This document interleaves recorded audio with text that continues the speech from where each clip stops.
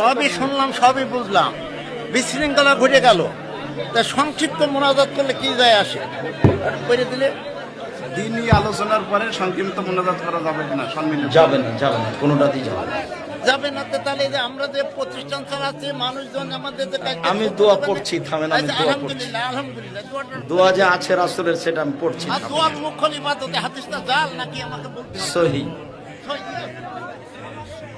আপনি বসে থাকেন, আমি দোয়া করা সম্পর্কে কমসে কম 30 থেকে 40টা হাদিস শোনাবো এই বৈঠকে ইনশাআল্লাহ।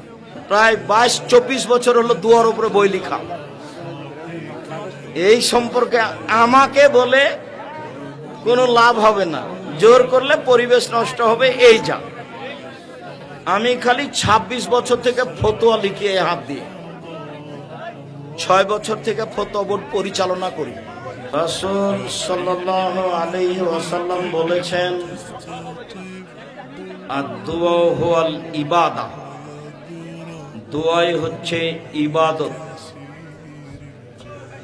রাসূল সাল্লাল্লাহু আলাইহি সাল্লাম বলেছেন, মানুষ হাত তুলে দোয়া করলে তার খালি হাত ফিরে দিতে আল্লাহ লজ্জা পায়। ইস্তাহি আন ইয়ারুদ্দা ইয়াদাইহি ইলাইহি সিফরান, আল্লাহ খালি হাতখানা ফিরে দিতে লজ্জা পায়। হাত তুলে দোয়া করা গুরুত্বপূর্ণ ইবাদত। আল্লাহ রাসূল কবরের পাশে গিয়ে হাত তুলে দোয়া করেছেন একা একাই। আল্লাহ রাসূল বদরের যুদ্ধে হাত তুলে দোয়া করেছেন একা একাই। আল্লাহ রাসূল মানুষের দোয়া চাইলে হাত তুলে দোয়া করেছেন একা একাই।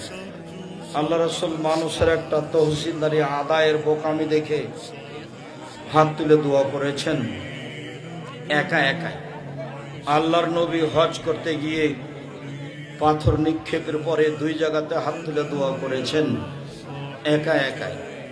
ইব্রাহিম আলাইহিস সালাম তার আহাল পরিবারকে রেখে চলে যাওয়ার সময় হাত তুলে দোয়া করেছেন একা একাই।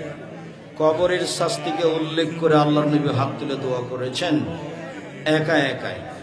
আল্লাহর নবী পানি চাইতে গিয়ে সবাই মিলে উল্টা হাতে হাত তুলে দোয়া করেছেন দলবদ্ধভাবে।